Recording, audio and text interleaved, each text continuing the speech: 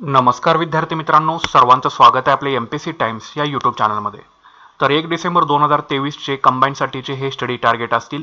तर याच्यामध्ये आपल्याला सगळ्या विषयातील जे महत्त्वाचे चॅप्टर्स करायचे त्यातले कुठले मुद्दे करायचे आहेत हे तुम्हाला सांगितलं जाईल. त्यासाठी तुम्ही आपलं चॅनल जे सर्वांनी नक्की सबस्क्राईब करून ठेवा, व्हिडिओला जास्तीत जास्त लाईक करा आणि शेअर करायला अजिबात विसरू नका. तर टार्गेट कोणासाठी आहे? ज्यांना कंबाईनची पूर्व आणि मुख्य परीक्षा पहिल्या प्रयत्नामध्ये पास करायची आहे त्यांच्यासाठी स्टडी टार्गेट आहे. तर कंबाईनची जी पूर्व परीक्षा होणार आहे 2024 मध्ये ती 16 जूनला होणार आहे. तर त्याच्यामुळे आपल्याला प्री आणि मेनचे सुद्धा काही चॅप्टर जे ते आपल्याला करणं गरजेचं आहे. तर त्यासाठीच आपलं हे स्टडी टार्गेट आहे. तर आता सुरुवात करूया.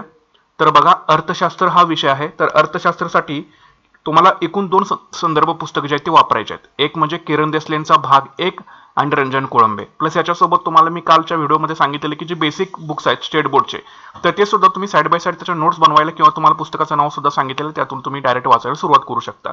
पण पहिल्यांदा संदर्भ पुस्तकं तुमचे चांगले असणं फार गरजेचे आहे, लक्षात ठेवायचे. तर याच्यामध्ये आपण जो चॅप्टर सुरू करतो ज्याचं नाव आहे दारिद्र्य. आता जे कोणी पहिल्यापासून स्टडी टार्गेट आपले फॉलो करत असतील त्यांनी ऑलरेडी संपवलेलं असेल तरी सुद्धा तुम्ही एकदा रिव्हिजन जे आहे ते करून घ्या. ठीक आहे. तर दारिद्र्य, त्यालाच गरिबी किंवा पॉवर्टी असं म्हटलं जातं. तर तुम्हाला आज काय वाचायचं आहे?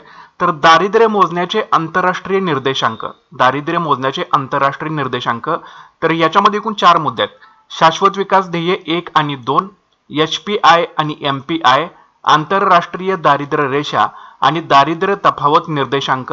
मग याच्यामध्ये स्क्वेअर्ड पॉवर्टी गॅप इंडेक्स आणि सेन यांचा निर्देशांक.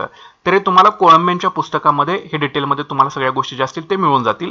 प्लस साईड बाय साईड तुम्ही किरण देसलेंचा भाग 1 सुद्धा पुस्तक चेक करा आणि दोन्ही कम्पेअर करून तुम्ही हे व्यवस्थित वाचून घ्यायचे आणि याच्या प्रॉपरली तुम्हाला नोट्स बनवायचे आहेत. ओके, प्रॉपरली याचे नोट्स बनवा शॉर्टमध्ये. आणि प्लस याच्यावरती MPSCने कशा प्रकारे प्रश्न विचारलेले आहेत ते सुद्धा तुम्ही फाइंड आउट करून घ्या. ठीक आहे. तर हे तुमचं आजचं टार्गेट राहील, दारिद्र्य मोजण्याचे आंतरराष्ट्रीय निर्देशांक, त्याच्यामधले हे 4 मुद्दे. ठीक आहे. तर हे झालं टार्गेट इकॉनॉमिक्सचं. पुढचा विषय आहे सामान्य विज्ञान. तर सामान्य विज्ञानमध्ये वनस्पती शास्त्र या विषयामध्ये आपण वनस्पतीचे वर्गीकरण जे आहे ते स्टार्ट करतोय. जर भले तुम्ही वाचलेलं असेल तरी सुद्धा एकदा रिकॉल करून घ्या. तर याच्यामध्ये पहिल्यांदा प्रस्ताविका तुम्हाला वाचून घ्यायच्या. प्रस्ताविका वाचून घ्या. त्याच्यानंतर मग थॅलोफायटा किंवा शैवाल या वनस्पतीच्या गटाची डिटेलमध्ये व्यवस्थित माहिती तुम्हाला वाचून घ्यायची आहे. याच्या कॅरेक्टरिस्टिक्स, कुठल्या वनस्पती याच्यामध्ये समावेश होतात, सगळं काही डिटेलमध्ये तुम्हाला हे वाचून घ्यायचं आहे. तर हे तुमचं आजचं वनस्पतीच्या वर्गीकरणाचं हे टार्गेट राहणार आहे. ठीक आहे. हे 2 पॉईंट व्यवस्थित करून घ्या. नंतर प्राणीशास्त्रामध्ये प्रस्ताविका वाचा आणि संघ पोरिफेरा जो आहे प्राणी वर्गीकरणामधला, हे डिटेलमध्ये अतिशय सुंदर पद्धतीने याचे नोट्स बनवायचे. सारखं सारखं सगळ्या गोष्टी करत बसू नका.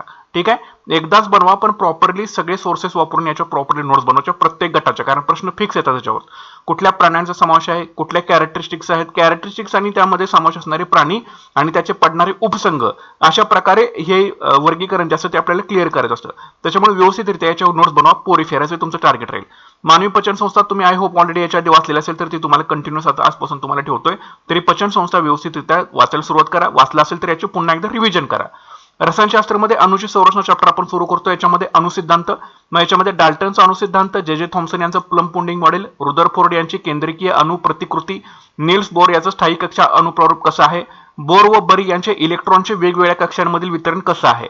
तर हे 2 मुद्दे तुम्हाला अणुच्या संरचनाचे जे आहे ते क्लिअर करायचे, म्हणजे ॲटॉमिक स्ट्रक्चरचे. भौतिकशास्त्र या विषयामध्ये ध्वनी हा चॅप्टर आपण सुरू करतोय. ह्याच्यामध्ये ध्वनी तरंग, मग अणुतरंग म्हणजे काय आणि अवतरंग म्हणजे काय, त्याच्यानंतर मग ध्वनीचा वेग, हे 2 जे मुद्दे आहेत हे व्यवस्थितरित्या तुम्हाला संपवायचे आहेत ह्या ध्वनी या चॅप्टर मधले. ठीक आहे.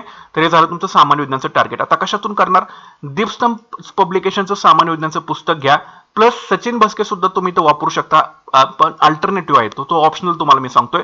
पण दोन्ही जर कम्पेअर करून तुम्हाला करायचं झालं तरी सुद्धा तुम्ही करू शकता. ठीक आहे. पण मेजर फोकस दीपस्तंभवरती ठेवा.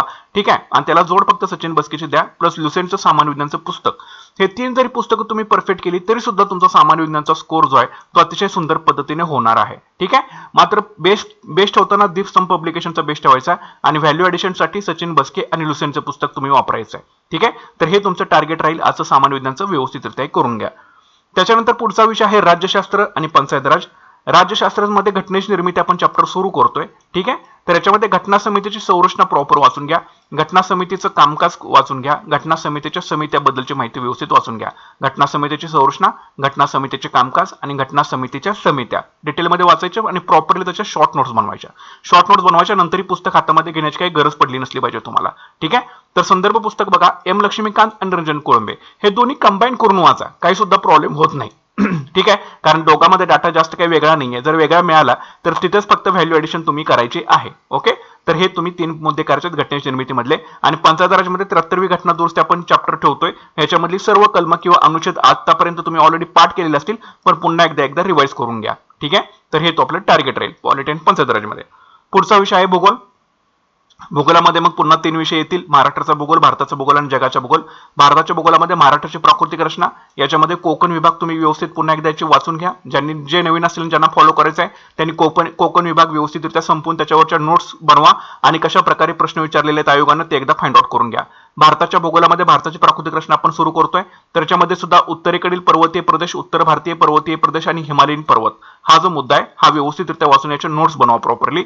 आणि नंतर भूरूपेमध्ये नदीचे खनन आणि संचयनामुळे तयार होणारे जे काही भूरूपे असतील हे व्यवस्थितरित्या तुम्ही इथं वाचून घ्यायची आहेत. ठीक आहे, तर हे झालं अशा प्रकारे तुमचं आजचं टार्गेट. तर कोकण विभाग आपण सुरू करतोय, उत्तरेकडील पर्वतीय प्रदेश आपण सुरू करतोय आणि नदीचे खनन आणि संचयनामुळे तयार होणारे भूरूपे आपण सुरू करतोय. आता तुम्हाला माहिती आहे की आपल्या स्टडी टार्गेटमध्ये जे काही पॉईंट्स मोठे असतील त्यांना आपण एक्स्ट्रा 2-3 दिवस देतोयच.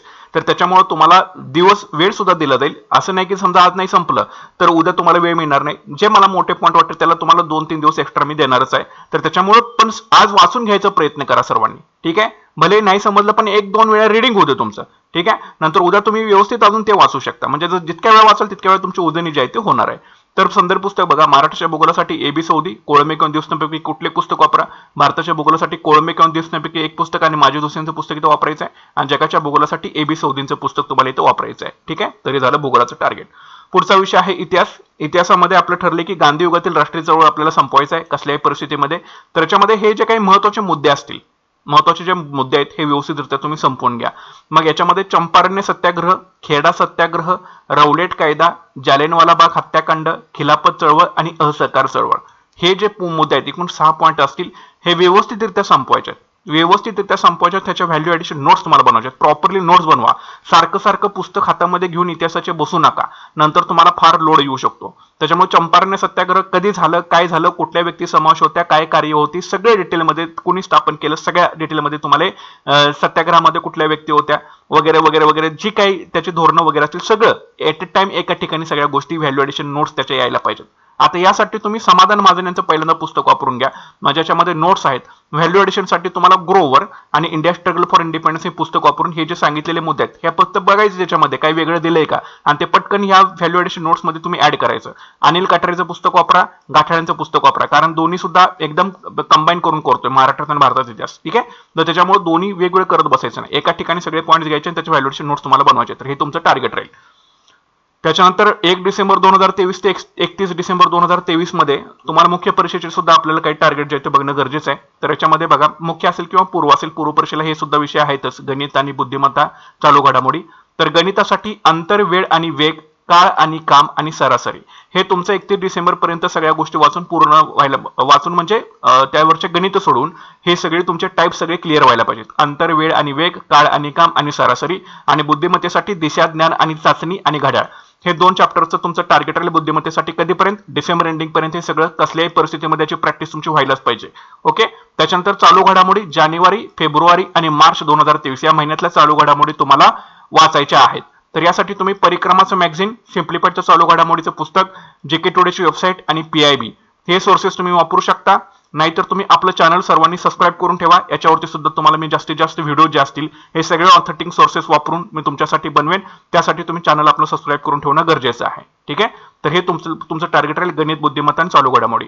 गणित, बुद्धिमत्ता, चालू घडामोडी आणि सामान्य विज्ञान याच्याशिवाय तुम्हाला पूर्व सुद्धा निघणार नाही आणि मुख्य परीक्षा सुद्धा निघणार नाही. त्याच्यामुळे या विषयावरती जास्तीत जास्त तुम्ही फोकस ठेवणं फार गरजेचं आहे. ओके, तर गणित आणि बुद्धिमत्तेसाठी सचिन ढवळे आणि संदीप आरगडीचं संदर्भ पुस्तक तुम्ही जे आहे तिथं वापरू शकता. आणि चालू घडामोडी तुम्हाला सांगितले परिक्रमाचं मॅगझिन, सिम्प्लिफाईडचं चालू घडामोडी पुस्तक, जीके टुडे आणि PIB ची वेबसाईट तुम्ही इथे वापरू शकता. तर हे तुमचं टार्गेट राहील. त्याच्यानंतर तुम्हाला ह्या महिन्यामध्ये समजा तुम्हाला मेनची प्रिपरेशन करायचीच आहे आत्तापासूनच. ठीक आहे, जर तुमच्याकडे टाइम असेल, तुमची किती आता तुमची बसण्याची कॅपॅसिटी आहे त्याच्यावरती सगळ्या गोष्टी डिपेंड आहेत. तर मेनसाठी पण आतापासूनच करा, कारण जवळपास एक 6 ते 7 महिन्याचा पिरियड जो आहे हा आपल्याला पूर्व परीक्षेच्या दरम्यान मिळतो. त्याच्यामुळे मेनचे जर आता काही चॅप्टर महत्वाचे, जर तुम्ही महत्वाचे जे मेजर चॅप्टर असतील ते जर केले तर तुमच्यासाठी चांगली गोष्ट होईल. तर मराठी व्याकरणामध्ये शब्दांच्या जाती, इंग्रजी व्याकरणामध्ये पार्ट्स ऑफ स्पीच हे महत्त्वाचे मेजर चॅप्टर आहेत, म्हणजे मोठे चॅप्टर्स आहेत, ते थोडेसे समजून घ्यावे लागतात. त्याच्यामुळे जर तुम्ही थोडंसं वेळ देऊन मेनसाठी सुद्धा प्रिपेअर केला तर तुमच्यासाठी चांगली गोष्ट होऊन जाईल. समानार्थीचे रोज 5 शब्द मराठी शब्दसंग्रह करा, 5 म्हणी करा, 5 वाक्प्रचार करा. आणि आत्ताच्या जे कंबाईनची जे गट बची एक्झाम झालेली होती त्याच्यामध्ये जवळपास इंग्रजीचे 17 ते 18 प्रश्न जे होते हे व्होकॅब्युलरीवरतीच होते. तुम्हाला एकूण 50 प्रश्न असतात आपल्याला, तर 17 ते 18 प्रश्न तुम्हाला व्होकॅब्युलरीवरतीच आहेत. त्याच्यामुळे जर व्याकरण जर करायचं नसेल तुम्हाला आता, पण ऍटलिस्ट शब्दसंग्रह तरी तुम्ही आतापासून करायला सुरुवात करा.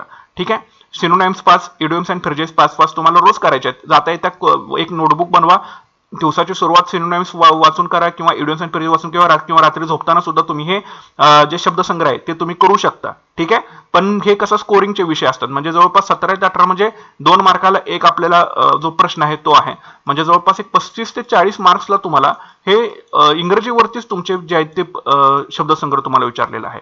तसंच हे मराठीचं सुद्धा तितकं म्हणजे वेटेज आहे, म्हणजे 70 ते 75 जे मार्क्स असतील ते तुमचे व्होकॅब्युलरीवरतीच आहेत. त्याच्यामुळे व्होकॅब्युलरी स्ट्रॉंग असणं तुमची फार गरजेचे आहे, लक्षात घ्या. त्याच्यामुळे आतापासूनच व्होकॅब्युलरीला तुम्ही टाइम जे आहे ते देऊ शकता. प्लस माहितीचा अधिकार अधिनियम 2005 आहे, ह्याला सुद्धा तुम्ही टाइम द्या. हा 1 महिन्यासाठी तुमच्यासाठी टार्गेट ठेवतोय, तर हे तुम्ही कम्प्लिटली करून घ्यायचंय. तर हे जे तुम्हाला टार्गेट सांगितलं हे तुम्हाला मंथली टार्गेट सांगितलेलं आहे की गणित, बुद्धिमत्ता, चालू घडामोडी असेल, व्याकरण असतील मराठी इंग्रजी, शब्दसंग्रह असेल मराठी इंग्रजी आणि माहितीचा अधिकार अधिनियम, हे मंथली टार्गेट आहे. आणि जे डेली स्टडी टार्गेट सांगितले जे ते आपले डे टू डे चेंज होत राहतील. ठीक आहे. तर अशा प्रकारचे तुमचं आजचे स्टडी टार्गेट आहे. तर सर्वांनी नक्कीच हे फॉलो करण्याचा 100% प्रयत्न करा. त्यासाठी व्हिडिओला तुम्ही आपल्या नक्कीच लाईक करा, शेअर करा. चॅनलवरती नवीन असाल तर नक्की चॅनल आपलं सबस्क्राईब करून घ्या. भेटूयात पुढच्या व्हिडिओ सेशनमध्ये. Thanks for watching guys and all the best.